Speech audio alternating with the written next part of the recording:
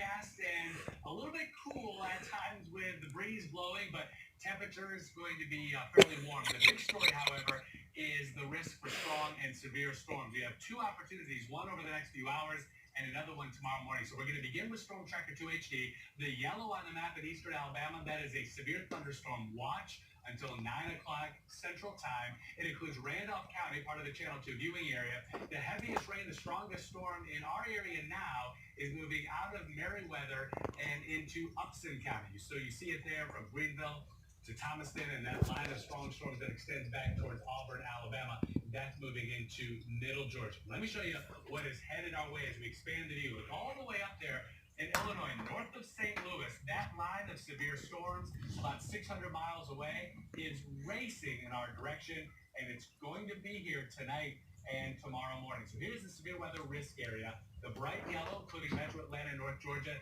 that's a level 2 threat for severe weather on the scale